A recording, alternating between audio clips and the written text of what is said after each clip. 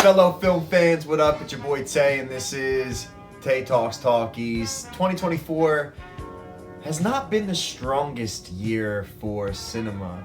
I've seen pretty much all the big releases this year. Unfortunately, I haven't made a video for all of them, so I'm going to make a video right now just talking about all the movies I've seen in 2024, the ones that I thought were great, the ones that I thought were okay, and just talk about 2024 as a whole in regards to cinema. Now, obviously the big release for 2024 that has been outstanding, that was monumental in the box office, was Dune Part 2. Dune Part 2 was great.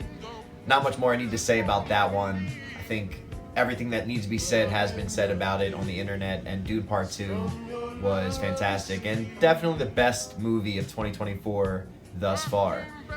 Now, a movie that I was disappointed didn't do better at the box office, but felt like it was really worth seeing in theaters, was The Fall Guy, David Leitch's latest film starring Ryan Gosling and Emily Blunt. And I thought it was fantastic. I thought it was fun. Everything you want to go to the theater for, I felt like The Fall Guy was. It was fun. It was funny.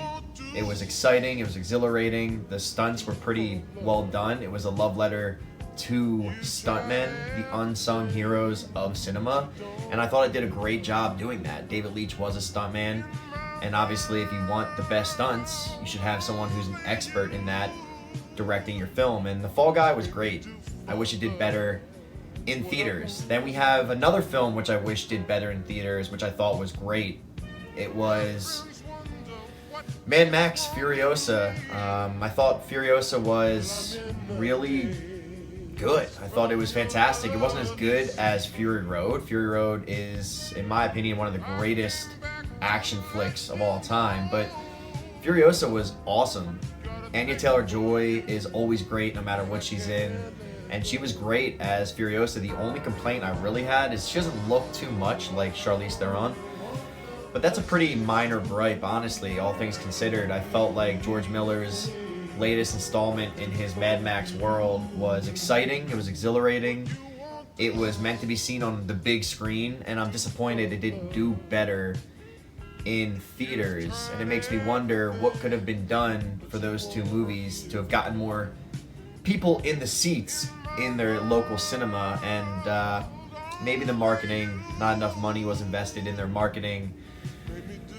But they're movies that are based on existing IPs, so you would think that would attract a demographic. Now, The Fall Guy was based on a TV show from, I think, the 70s, so obviously it's an older crowd that would know and be familiar with that IP.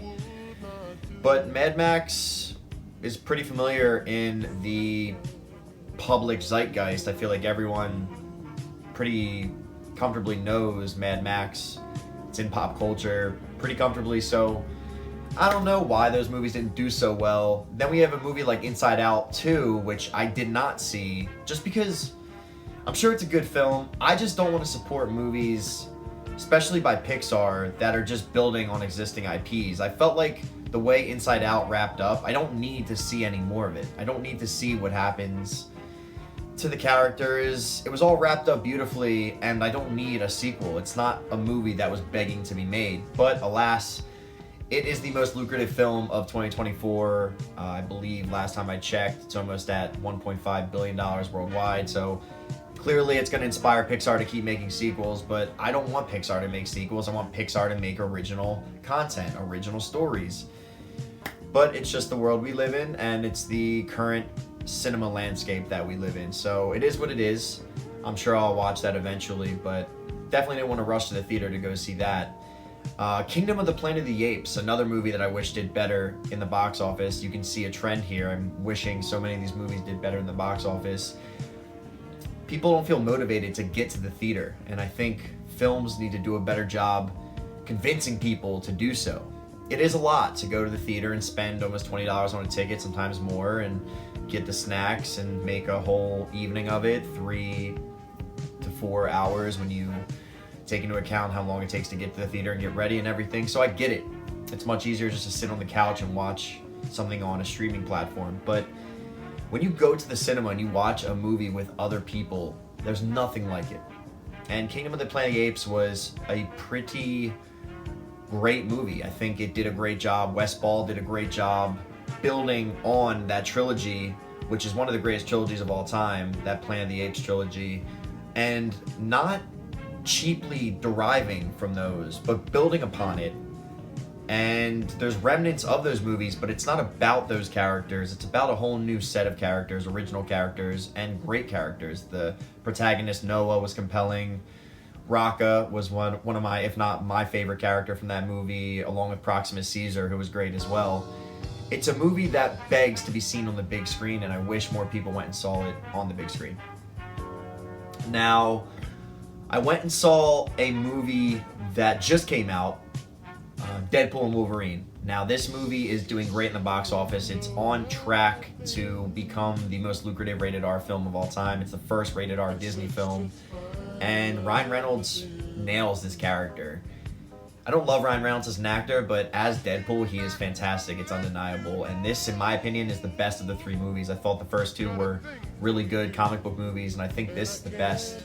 Because what it does, the way it incorporates Hugh Jackman's Wolverine into the story, it does such a great job. It's really compelling. It feels organic. It feels like it's not cheaply done. There's a lot of cameos, and all the cameos feel like they're aiding the story and not just cheaply injected into it for member-berry applause. It feels like everything's being done to aid in the story and to pay homage to the Fox Marvel Cinematic Universe, and it does a great job doing that. And I think it's hilarious. I think it's exhilarating. I think it's a blast in the theater, and I saw it on opening night with a packed theater.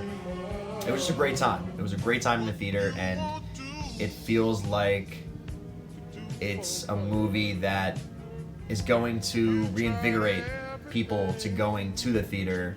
It was fun, a lot of fun. There's nothing like a packed theater with people who are invested in the movie. No one's talking, nobody's being disrespectful. It's a packed theater, but everyone's there to have a good time, and they're all there to enjoy what they're watching, and there's nothing like it. It's electric, and I had a great time seeing Deadpool and Wolverine on the big screen, so definitely go check out that movie. And I think it's going to, hopefully, along with the Robert Downey Jr. news, him playing Victor Von Doom, Doctor Doom in Doomsday, and bringing the Russo brothers back to direct it, Marvel is really, Kevin Feige's really doing everything in his power to make the cinematic universe back on track, because it's been a lot of miss after miss after miss. So definitely excited for the future of the MCU for the first time in a long time. And I saw some horror films recently. In fact, last week I went and saw them on the same day. I went and saw Longlegs, which has gotten a lot of hype, especially for a horror film. We don't hear about horror films in pop culture as much as we've heard about Longlegs. They did a great job with the marketing. Nicolas Cage stars in this movie, and Osgood Perkins, the son of Anthony Perkins, the guy who was in Psycho, he builds a pretty solid movie. Now, I think it's a little bit overhyped. I don't think it's as great as maybe the amount of feedback it's received will indicate. I think it's actually a pretty okay movie. I think that it has a lot of good stuff in it. I think it's well crafted, all things considered. The sound design, the cinematography, the acting's all pretty good. It just felt like really derivative from the movies that it's ripping off. It's ripping off Seven, it's ripping off Silence of the Lambs, and it's doing it pretty blatantly. Not in like a Quentin Tarantino way where it's really building upon. It's blatantly doing it when Quentin does it, but he's building on it. He's making it something unique, even though it's something based on something else, whereas Longlegs didn't really feel like that. There was cool stuff going on. There was aspect ratio changes, which I am always a sucker for stuff like that. But it just didn't feel like it was the horror film that was promised. I was let down because I had preconceived notions of what to expect. And Nicolas Cage, his performance takes away from the seriousness of what is supposed to be being conveyed. He's supposed to be this really intimidating serial killer, yet how over the top his performance is, it feels just a little too much. It feels like it's hard to take serious. I was laughing in certain parts when I know that's not really what Oz Perkins was intending, or Nicolas Cage was intending. It was too over the top.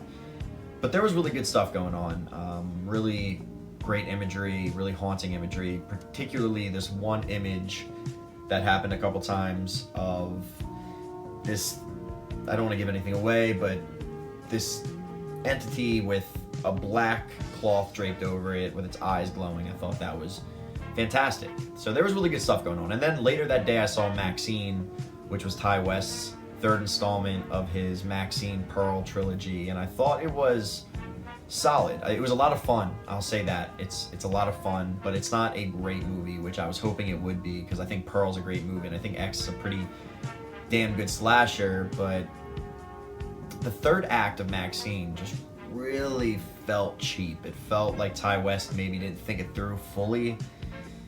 He tried to pump out this trilogy really quickly, which I'm impressed that it's the quality it is with how little time he had to actually make the trilogy. And I think all things considered, it's probably the best trilogy in horror. I think that Pearl and X are so strong, and then Maxine's solid enough to make it the best trilogy in horror. But Maxine was a little disappointing, especially the way it tries to land that third act. It was just one of the things that made me go, really? Why?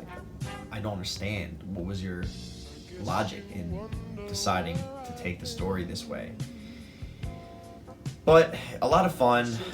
Mia Goth is great as always. Ti West is a pretty damn good director, and he also edited the movie as well. So really impressive how much his fingerprints on these movies.